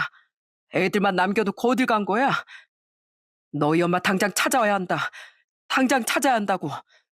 아니면 내가 분해서 못 살아. 억울해서 못 살아. 아빤 결국 무릎을 꿇고 바닥에 엎드려 울음을 터뜨리셨어요. 평소에 한없이 커 보이던 아빠였지만 그날따라 아빤 너무나 작고 무기력해 보였습니다. 마치 무너진 큰 산 같았어요. 아빤 그날부터 엄마를 찾기 위해 백방으로 뛰었습니다. 제일 처음 외가에도 찾아가 보고 엄마의 지인들에게도 계속 전화를 돌렸어요. 하지만 다들 하나같이 엄마의 행방을 모른다며 딱 잡아떼더라고요. 그렇게 또다시 허망한 시간이 1년이나 흘렀습니다. 그때까지도 아빤 엄마를 찾아 헤맸어요. 그러다 외할머니에게 또다시 충격적인 소식을 듣고 말았죠. 강서방, 이제 그만 좀 하게. 내 딸도 숨 좀 쉬고 살아야지. 언제까지 떠난애를 붙들고 있을 건가? 그리고 내 딸, 지난달에 벌써 재혼했으니까 더는 찾을 생각은 말어. 이젠 둘 다 새 인생 살자고. 사실 엄만 진작 다른 남자를 만나 재혼까지 한 상태였어요. 아빤 또 한 번 엄마에게 뒤통수를 얻어맞은 거죠. 그동안 저희 자매나 아빠 모두 엄마를 원망하면서도 내심 잘 지내고 있을까 걱정하고 있었거든요. 그래도 우린 가족이잖아요. 하지만 엄만 또다시 우리 가족을 박살내고 또 박살내버렸습니다.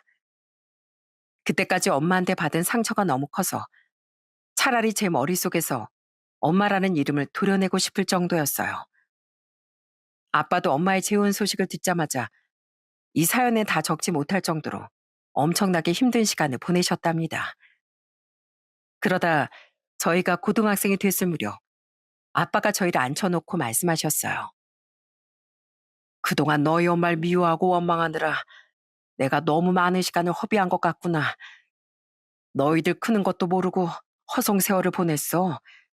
이 아빠에게 남은 건 너희들 뿐이야. 아빠가 이제라도 마음 단단히 먹으마. 그동안 미안했다. 사랑하는 내 딸들. 시간은 분명 약이 되는 모양입니다.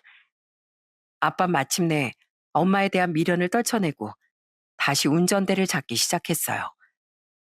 일하는 시간도 하루에 12시간씩 늘리고 몸은 예전보다 훨씬 더 지쳐 보였지만 단 한 번도 힘들다는 말을 하지 않으셨죠. 오히려 퇴근하고 들어올 때면 저희를 보고 가끔 웃기도 하시고 주말이면 시장에서 참외 한 봉지라도 사들고 오셔서 함께 먹으며 다시 행복을 찾으려고 애쓰셨어요. 아빤 그렇게 스스로를 다시 일으켜 세웠습니다.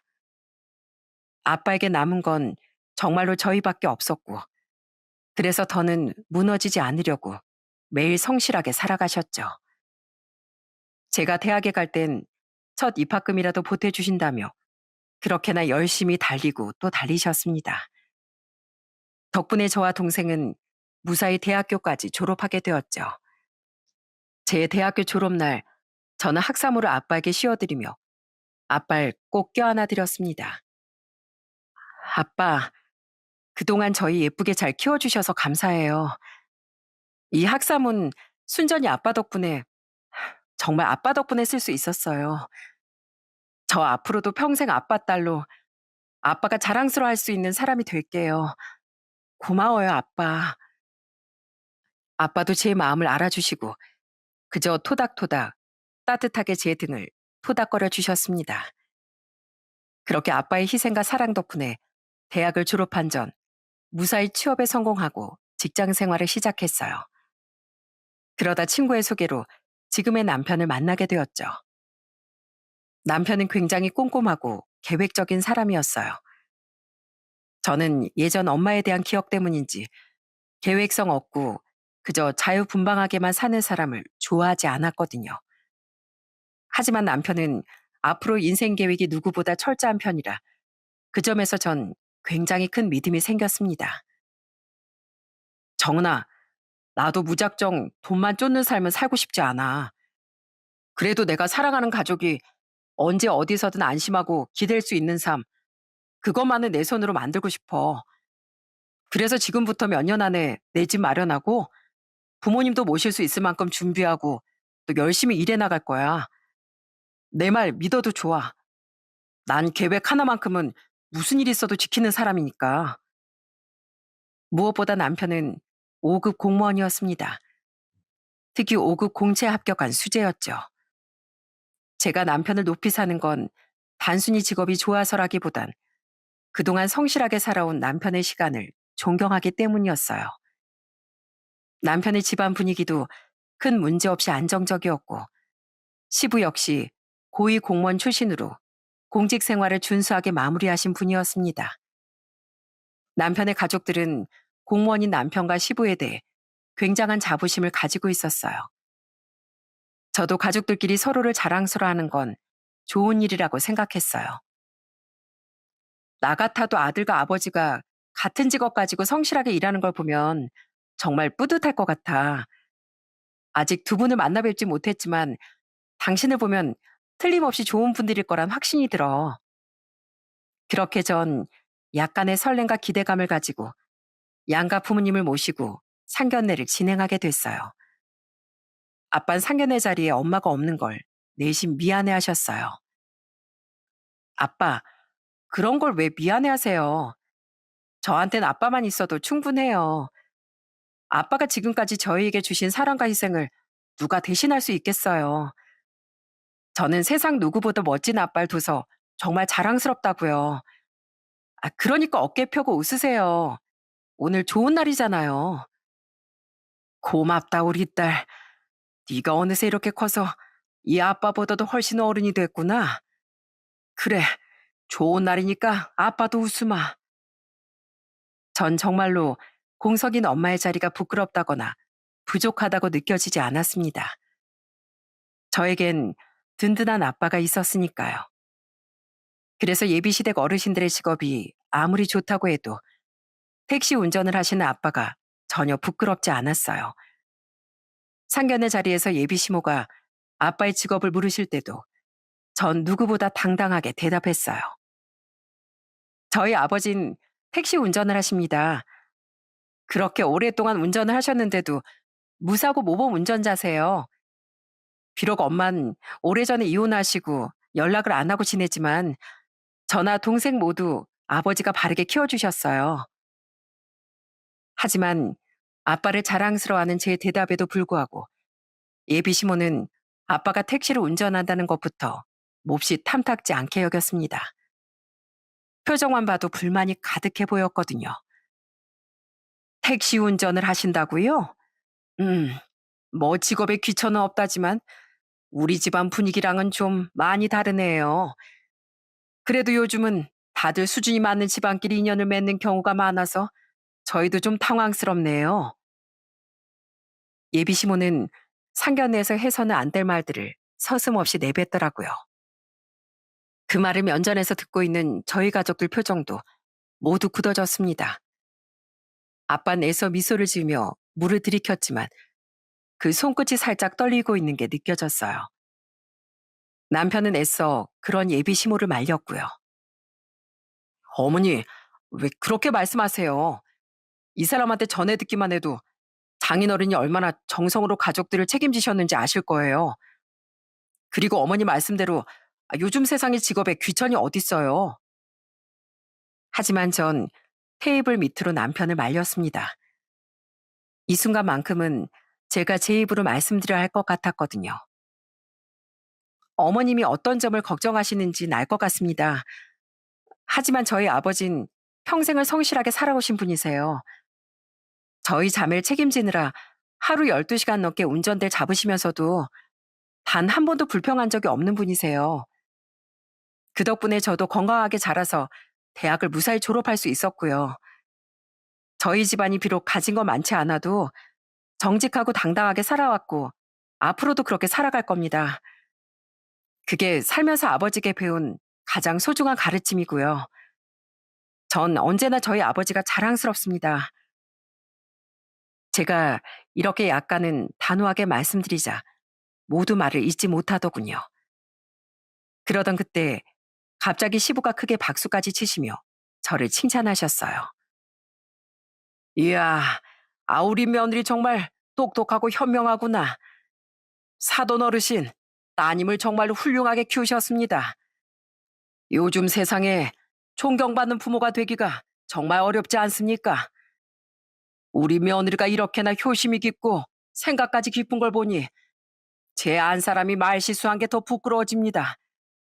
부디 사돈께서 넓은 아량으로 용서해 주십시오. 시분 껄껄 웃으시며 본인 아들이 좋은 아내를 만난 것 같다고 좋아하셨어요. 옆에서 시모는 얼굴이 다 새빨개져서 한마디도 못하고 있었고요. 다행히 시부 덕분에 저희 아빠도 기분이 풀리셔서 그날 상견례는 좋은 분위기 속에서 마무리됐습니다. 나중에 남편과 저 둘만 남았을 때 남편이 이런 말을 하더라고요. 전부터 장인어른이 좋은 분인 걸 알았지만 오늘 뵙고 나니까 더 확신이 생겼어. 정말 존경스러우신 분이야. 그리고 당신도 대단해. 그렇게 당당하게 말하는 모습 정말 멋졌어. 나 당신처럼 자신감 있고 당당한 사람을 아내로 맞이하게 돼서 진심으로 감사해. 나도 아버님이 내 칭찬까지 해주시면서 분위기를 풀어주시는 거 보니까 마음이 얼마나 놓였는지 몰라. 솔직히 나도 긴장 정말 많이 했거든. 우리 아빠 상처받으실까봐 계속 조마조마하기도 하고. 근데 아버님이 먼저 웃어주시니까 나도 그제서야 긴장이 풀리더라고. 이만하면 여러분이 들으시기에도 시작부터 잘 풀린 것 같죠? 그렇게 좋은 예감으로 저흰 결혼을 준비해 나갔습니다. 시댁에선 집을 얻으라고 6천만 원 정도를 보태주셨고 저희 아빠도 제게 3천만 원 정도를 도와주셨어요. 전 처음에 그 돈을 받지 않으려고 했어요. 하지만 아빤 꼭 받아야 한다며 완강하게 말씀하셨죠. 아니다. 이 돈은 내가 너한테 용돈 얼마 주는 의미가 아니야. 사돈 댁에서 6천만 원이나 도와주셨다면서. 그러면 나도 최소한의 돌인해야지. 네가 앞으로 시댁에서 기죽지 않고 당당히 지내려면 아빠가 최소한 이 정도는 챙겨야 마음이 놓인다. 그러니까 얼른 받어. 감사해요, 아빠. 제가 나중에 이 돈 꼭 갚을게요. 저 아빠 덕분에 결혼도 잘 해낼 수 있을 것 같아요. 정말로 감사해요. 그렇게 양가 부모님이 보태주신 마음과 저와 남편이 성실하게 일해서 모은 돈을 가지고 순탄하게 신혼생활을 시작했습니다. 결혼하면서 약간은 걱정했던 시모도 막상 결혼하고 나니 별 문제 없이 잘 대해주셨어요. 물론 볼 때마다 남편과 시부 자랑은 빼놓지 않으셨지만요. 어디 가서 우리 집안에 관해 물으면 너 하나도 빠짐없이 잘 얘기해야 한다. 전에 상견례 자리에서 보니까 똑소리 나게 말도 잘하더구만. 네 시아버지가 어떤 자리 맡으셨는지 또 네 남편이 얼마큼 대단한 자리에서 일하는지 그때만큼 똑부러지게 말해야 돼. 시모는 한 번이라도 아들 자랑을 더 하고 싶어서 전전긍긍하시는 분이었습니다. 저도 제 남편이 자랑스러웠기에 시모의 그 정도 자랑은 오히려 귀엽게 느껴졌어요. 그렇게 시간이 흘러 전 연년생으로 아이도 둘이나 낳았습니다. 아빤 손주들 재롱에 하루하루 웃음이 가실 날이 없었어요. 하지만 이렇게 행복했던 제 결혼 생활이 지옥으로 바뀌는 건 정말 한순간이더군요. 형, 형수, 여긴 제 와이프 될 사람이에요. 당신도 인사드려. 우리 형수님 정말 고우시지? 어느 날 시동생이 결혼할 사람이 생겼다며 함께 인사를 왔더라고요. 평소에 시동생과 아주 가깝게 지내는 편이어서 저도 좋은 마음으로 예비동설 맞이했고요. 예비동서는 첫인상은 좀 차가워 보이고 말수가 적었지만 그래도 낯을 많이 가려서 그런 거라고 생각했습니다. 하지만 시동생이 결혼하고 정식으로 동서지간이 되고 보니 제 생각이 완전히 틀렸더라고요. 아유, 우리 둘째 며느린 어디 내놔도 자랑스러운 며느리지. 좋은 집안에서 곱게 자라 명문대 나왔지. 대기업에서 일하지. 이 정도면 100점, 아니 500점짜리 며느리 아니야. 시모가 이렇게나 동서를 좋아하는 이유는 시모 말대로 동서가 가진 좋은 스펙 때문이었어요. 집안이 좋다, 학벌이 좋다, 직장이 좋다. 시모가 입에 침이 마르게 자랑할 만한 조건이었거든요. 문제는 그게 동서와 저를 비교하는 잣대로 이어졌다는 겁니다. 우리 둘째 며느린 어릴 때부터 발레하고 피아노를 취미로 배웠다는구나. 그 집안 사부인의 안목이 대단하신 것 같지? 어쩐지 둘째 보면 서 있는 자태부터가 다르잖니. 근데 우리 큰며느린 뭘 배우고 자랐을까나? 너 학원은 다녀본 적은 있는 거지? 시모는 이렇게 동서를 칭찬하는 듯 하면서 절 있는 대로 깎아내렸어요. 그 옆에서 동서도 시모의 칭찬을 듣고만 있었고요. 하지만 동서는 시모의 생각보다 고상한 사람은 아니었던 모양이에요. 동서를 조금 겪어보니까 남 험담하는 것도 좋아하고 자기가 조금만 불편해도 얼굴에 티를 확 내는 사람이었거든요. 특히 절 상대론 선을 넘는 말도 서슴지 않았고요. 형님, 원래도 옷을 그 정도로 오래 입으세요? 어째 볼 때마다 그 옷만 입고 있는 것 같은데요. 아유, 웬만하면 좀 버리세요. 어머님 보시면 경계하시겠어요. 어머님이 얼마나 호들갑스러운지 아시잖아요. 물론 시모 앞에선 약간 말조심을 하는 것 같았지만 그래도 은연중에 절 무시하는 건 여전하더라고요. 동서가 가족들 앞에서 제게 선 넘는 말을 할 때마다 시모는 저에게만 참으라며 강요 아닌 강요를 하셨어요. 어머마, 큰며느리며 큰며느리답게 인내하고 손 아랫사람을 잘 다스려야 한다. 그깟 말 한두 마디에 속상해하고 인상을 구기면 되겠니? 우리 집안 맏며느리면 그만큼 그릇이 커야지. 네가 중심을 잘 잡아줘야 손 아랫사람도 조심하고 널 따르는 거야. 다 너 하기에 달렸다. 시모가 이렇게 대놓고 편을 드니 동서의 행동은 날이 갈수록 기고만장해졌습니다. 가끔 명절이나 가족 행사 때 만나도 제가 먼저 인사하기 전엔 와서 아는 체도 안 하더라고요. 그나마 시간이라도 맞춰서 오면 다행인 게 툭 하면 두세 시간씩 지각해놓고도 미안하다는 말 한마디 없이 당당하게 나타나곤 했고요. 어머 형님, 일찍 와 계셨네요. 제사 음식도 벌써 다 해놓으셨고 제가 올 필요도 없었겠어요. 동서, 지금 그게 무슨 말이야? 동서가 늦게 오니까 나 혼자 일을 다 한 거 아니야. 오늘 제사인 거 알면 시간 맞춰서 나왔어야지. 대체 오늘은 왜 늦었어? 제가 이렇게 잔소리라도 하려고 하면 동선 여우처럼 이 핑계 저 핑계를 대며 시모부터 찾아댔습니다. 어머님 어디 계세요? 저 운전하고 왔더니 머리가 너무 아파서 좀 쉴게요. 근데 형님 아까 뭐라고 하셨죠? 제가 두통이 몰려와서 잘 못 들었어요. 너나 아프다는 애를 붙들고 무슨 잔소리를 그렇게 하니? 누가 보면 네가 시어머니인 줄 알겠다. 둘째 놓으느라 고생했으니 방에 들어가서 좀 쉬거라. 이럴 때 보면 시모와 동서가 아주 똑같은 성격인 것 같았습니다. 얄밉게 말하는 것도 비슷하고 평소에 좋아하는 음식, 드라마, 옷 입는 스타일까지 비슷했어요. 둘이 죽이 오죽 잘 맞던지 둘이서 여행까지 다니는 것 같았죠. 물론 저에겐 가자는 소린 단 한 번도 없었지만요. 오히려 전 두 사람이 절 대놓고 왕따시키는 게 약간 편하기도 했어요. 제가 이렇게 시모와 동서에게 시달리면서도 계속 버틸 수 있었던 건 순전히 저희 남편 덕분이었습니다.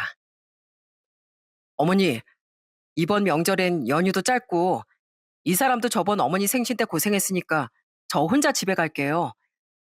음식도 동생 내서 준비하라고 말해뒀으니까 그렇게 아시고 괜히 이 사람한테 전화해서 뭐라고 하실 생각 마시고요.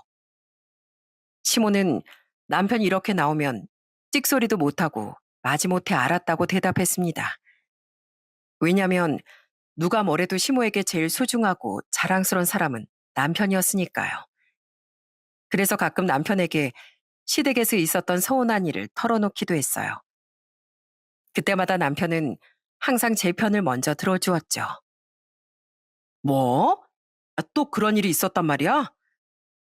내가 저번에 잘 말씀드렸는데 또 그러시네. 내가 미안해, 여보. 앞으로는 절대 그런 일 없게 다시 말씀드릴게. 당신 불편하면 다음 명절에 처가에 먼저 다녀올까? 아버님도 손주들 오기만을 기다리실 텐데. 이렇게 남편이 든든하게 제 방패막이가 되어주니 시모는 점점 더 저를 못마땅하게 여기기 시작했어요. 남편이 제 편을 들어줄수록 시모는 오히려 그 사실에 더 불쾌했고요. 우리 아들이 예전엔 안 그랬는데 와이프를 잘 못 얻었는지 지 엄마만 보면 화를 낸다. 아휴, 그러게 내가 상견례 자리에서 따박따박 말대꾸 할 때부터 알아봤어. 시모는 대놓고 제게 욕은 못하고 혼잣말을 하듯이 중얼중얼 제 험담을 하곤 했습니다. 동서가 있을 땐 둘만 킥킥거리며 제 흉을 보는 것 같았죠. 동선 이때다 싶었는지 전보다 시모에게 용돈도 더 드리고 예쁨을 더 받으려고 간사하게 굴더라고요. 내가 관상을 볼 줄 아는데 첫인상부터 인상이 영 별로더라니까. 심보도 영 인색하고 말이야. 우리 둘째가 용돈 주는 거 보면서 뭐 느끼는 것도 없나 봐. 어머님, 그러다 형님 들으시겠어요. 근데 저도 사실 그렇게 느끼긴 했어요.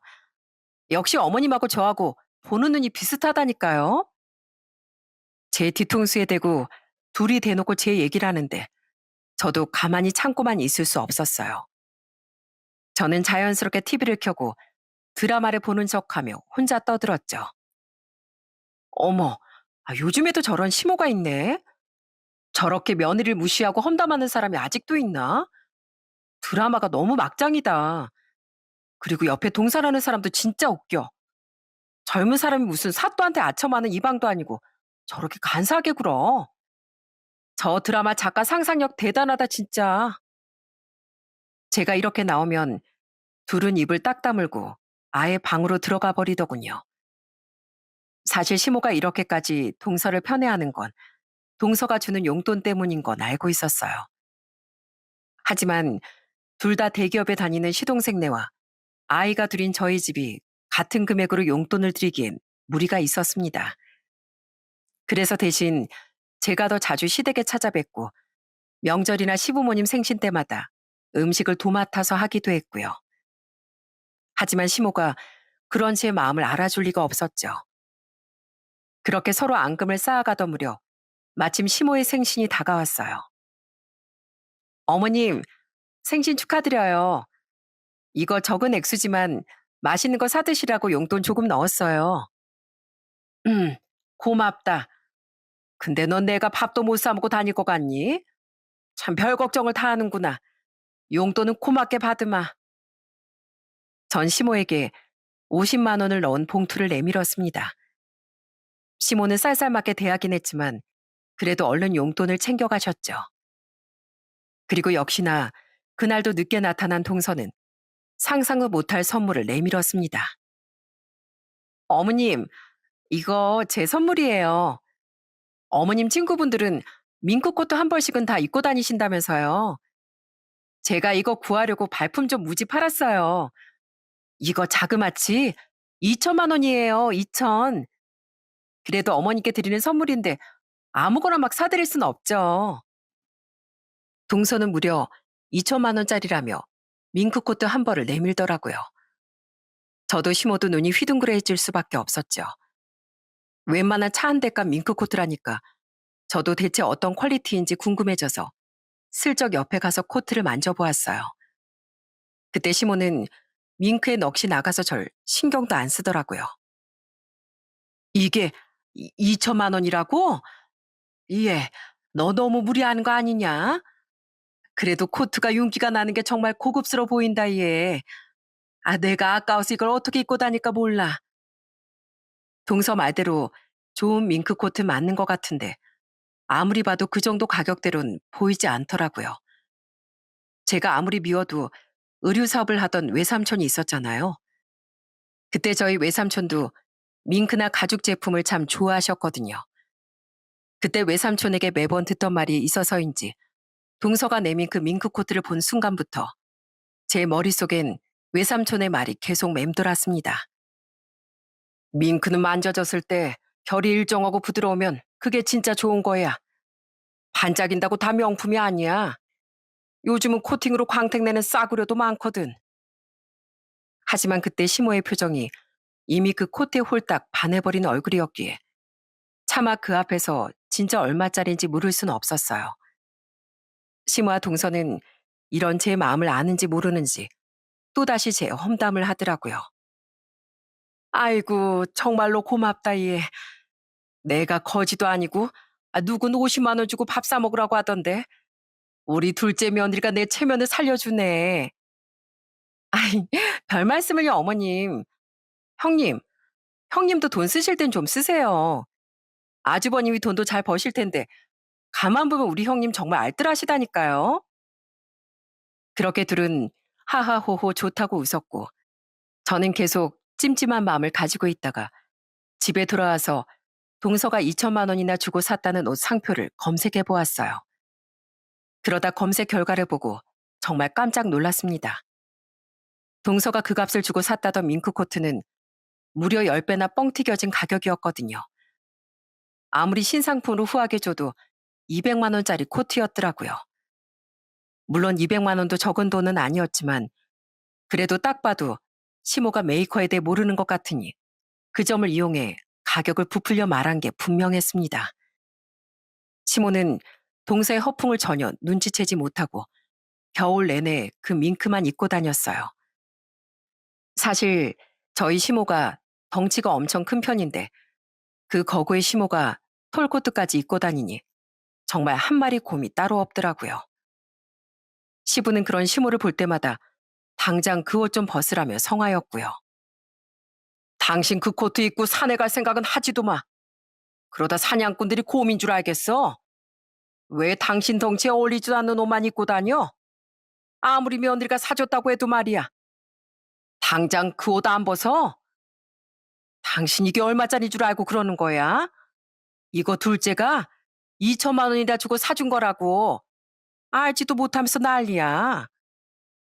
하지만 시모의 밍크 사랑은 여전했습니다. 시모가 코트를 입고 좋다고 돌아다니는 걸 보면 솔직히 웃기긴 하더라고요. 하지만 내색은 할 수 없으니 혼자 조용히 웃고 말았죠. 그렇게 시모가 좋아하던 겨울이 지나고 봄이 왔을 무렵 제게 불행한 소식이 찾아왔습니다. 그건 여동생한테 걸려온 전화였어요.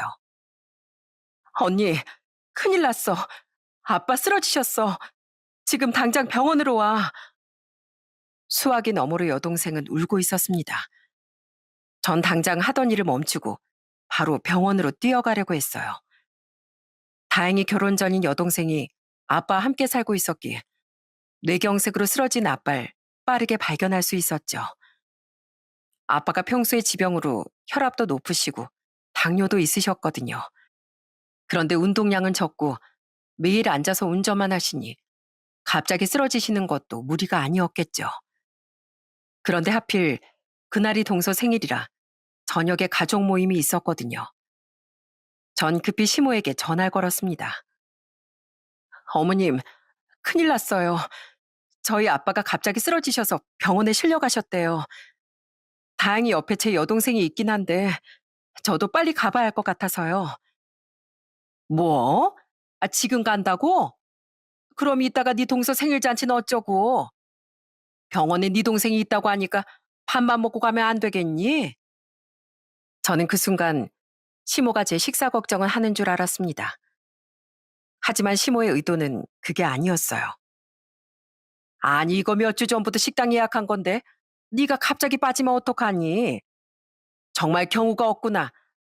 아무리 아랫동서라도 이런 좋은 날 형님이 네가 빠지면 어떡하니? 네가 거기 가면 우리 아들도 네 꽁무니만 쫓아갈 거 아니냐? 어머님, 제 말씀 제대로 들으신 거 맞아요? 저희 아버지가 쓰러지셨다고요. 뇌경색으로 쓰러지셔서 지금 의식이 없으신데 제가 동서 생일 파티에 왜 안 오냐고요? 그게 지금 하실 말씀이세요? 저는 너무 황당해서 재차 묻고 또 물었습니다. 하지만 시모는 더 완강하게 말했어요. 어차피 거기 가면 네 여동생도 있다면서 뭘 그러니? 네가 간다고 사돈이 벌떡 일어나기라도 하신다니? 병원은 가족 식사 끝나고 밤에 가도 되잖아. 그 연세에 병원 가는 게 대단한 일도 아니고 너도 참 유별나다. 전 그 순간 제 머릿속에서 어떤 끈이 다 끊어지는 느낌이었어요. 그래서 이를 악물고 대답했죠. 어머님, 어머님이 방금 하신 말씀 제가 영원히 잊지 못할 것 같네요. 어머님 마음 다시 한번 잘 알겠습니다. 어머님이 그렇게 사랑하시는 동서 생일 잘 챙겨주시고요. 저는 저희 아버지한테 가볼게요. 그리고 앞으로도 다시는 시댁에 가는 일 없을 겁니다. 저한테 다시는 연락 마세요. 저는 전화를 딱 끊어버리고 바로 남편과 함께 아빠가 계시는 병원으로 향했습니다. 남편은 병원으로 가는 내내 시댁 얘긴 입에도 올리지 않고 계속 저와 아빠 걱정만 했어요. 병원에 도착해보니 여동생이 아빠를 잘 모셔서 벌써 긴급수술에 들어간 후였습니다. 저는 크게 놀랐을 동생을 먼저 위로해 주었어요. 그렇게 수술방에 들어간 아빠를 기다리기 한참 후 마침내 수술이 잘 끝나고 아빠가 중환자실로 옮겨졌습니다. 의식 없이 누워 계신 아빠를 보니까 어느새 많이 늙으셨더라고요. 언제나 든든하고 강한 아빠였는데 그때 저희 아빠 나이가 이른이 넘으셨는지 그제야 새삼 깨달았네요. 그렇게 또 한참이 흘러 아빠가 무사히 의식을 회복하시고 일반실로 내려오셨을 때 저와 남편은 아빠 손을 꼭 잡고 눈물을 흘렸습니다. 장인어른 괜찮으세요? 저나 이 사람 그리고 처제가 장인어른 걱정을 정말 많이 했어요. 얼른 무사히 회복하셔야죠. 제가 앞으로 옆에서 잘 모실게요. 다른 걱정은 마시고 그냥 회복에만 집중하세요. 아빠도 자식들과 사이가 옆을 든든히 지키고 있으니 약간은 마음을 편히 놓으신 것 같았습니다. 이후에 아빠는 뇌경색 후유증으로 약간의 마비 증상을 겪으셨어요. 하지만 재활 치료도 열심히 받으시고 한방 치료와 양방 치료까지 동시에 받으면서 일상생활엔 무리가 없을 정도로 몸을 회복하셨답니다. 물론 평생 해오시던 운전은 못하게 되셨지만요. 아빠, 이제 운전할 생각은 마시고 저랑 아빠 사이가 부지런히 좋은 곳 모시고 다닐게요. 아빠는 앞으로 운동도 더 많이 하시고 많이 걸어 다니셔야 돼요. 아시겠죠? 그래, 그래. 내가 그동안 운동을 소홀히 한 게 이렇게 탈이 나는구나. 너희들 고생 안 시키려면 나도 내 건강 챙겨야지. 그동안 아픈 사람 돌보느라 다들 고생이 많았다. 그때부터 남편은 아빠랑 등산도 다니고 같이 조깅도 하면서 저보다 더 열심히 아빠의 건강을 챙겼습니다. 그 모습을 멀리서 지켜보는데 남편한테 너무 고마워서 눈물이 핑 돌 정도였어요. 물론 이 소식을 전해들은 시모는 난리가 났지만요. 너 뭐 하는 애야? 우리 아들한테 대체 뭐라고 이간질했길래 내 아들이 엄마 전화 받지도 않고 그 착한 애가 나한테 이렇게까지 하니? 너 시댁이 우스워? 설마 그때 내가 생일잔치 오라고 했다고 아직까지 이러는 거야? 아이고 저 속 좁은 거 좀 봐라. 누가 보면 내가 너 친정 가지 말라고 묶어둔 줄 알겠다 얘. 어머님, 어머님 아들 평소에 그렇게 칭찬하신 것만큼 똑똑하고 이성적인 사람이잖아요. 그런 사람이 어머님 연락까지 피하는 거 보면 뭐 느끼시는 거 없으세요? 그만큼 어머님이 저한테 못할 짓을 하셨다는 거겠죠. 어머님 아들 바꿔드릴 테니까 저한테 하신 말씀 그대로 해보세요. 제 말이 끝나기 무섭게 남편은 제 전화를 뺏어 들었습니다. 어머니, 아직도 이 사람한테 막말하고 괴롭히시는 거예요? 어머니 이러시는 거 정말 지긋지긋해요. 대체 언제까지 이러실 거예요? 제가 이 사람 보기 미안해서 얼굴을 못 두고 다니겠어요. 이 사람이 대체 뭘 잘못했다고요? 어머니 계속 이러시면 저 앞으로도 어머니 얼굴 보기 힘들 것 같네요. 이만 전화 끊습니다. 남편은 그대로 전화기를 끊었고 수화기 너머로도 시모의 다급함이 느껴지는 것 같았습니다. 저는 남편에게 고맙고 미안했어요. 어쨌든 시모는 남편의 가족이고 엄마니까요. 그렇게 또 2년의 세월이 흘렀습니다. 그동안 시댁과 왕래를 완전히 끊을 순 없었고 정말 최소한의 며느리 노릇만 하면서 지냈어요. 그러다 시댁에 정말 경악스러운 일이 터지고 말았습니다. 제가 이때까지 저희 시부에 대해 별 말이 없었잖아요. 그 이유가 저희 시부가 은퇴하시고 도무지 집에 계시질 않았거든요. 평소에 음주가무도 좋아하시고 여행도 좋아하셔서 맨날 골프 여행 가시고 동기 모임 가시고 아무튼 참여하시는 여행이 정말 많았습니다. 그래서 시부의 얼굴 볼 일이 별로 없을 정도였죠. 시모는 맨날 시부 혼자 놀러 다닌다고 불만이 많으셨고요. 내 남편 얼굴 보기가 아주 하늘의 별 따기네. 퇴직했으면 집에서 좀 쉬지.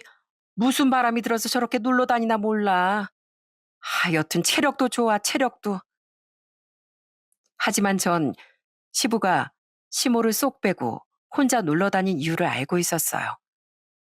사실 시모가 한창 밍크 코트만 입고 다닐 때 시부가 제게 몰래 말씀해 주셨거든요. 며느리 앞에서 시어머니 험담하기 좀 그렇다만 사실 네 시어머니랑 다니기 좀 창피하다. 아, 특히 저 몸으로 밍크까지 입고 다니는데 아이고, 네 시모 몸무게가 70kg도 넘는 거 아니? 나보다 덩치도 큰 사람이 털코트까지 입고 다니는데 내가 무슨 수로 같이 다니겠냐? 이건 너만 알고 있거라. 사실 시부의 말만 들으면 참 시모에게 매정한 분인 것 같았습니다. 그땐 오히려 남편의 관심을 받지 못해 아들에게 집착하는 시모의 마음을 알 것 같기도 했고요. 하지만 정말 충격적이게도 그렇게 활동력 있게 놀러 다니시던 시부가 중풍으로 쓰러지신 게 아니겠어요? 시댁은 발칵 뒤집혀서 난리가 났죠. 전 그때도 너무 놀라 남편과 함께 바로 시부를 찾아뵀습니다. 병원에 도착해 보니 시모도 많이 놀랐는지 연신 심호흡을 하고 있더라고요. 옆에 시동생이 함께 있었지만 동선 보이지 않았고요. 시모는 제가 나타나자마자 절 따로 불러 이렇게 말했습니다. 넌 왜 이제야 오니? 너한테 할 말이 있었는데 잘 왔다. 너 평소에 네 시아버지가 널 얼마나 아끼고 챙긴 줄 알지?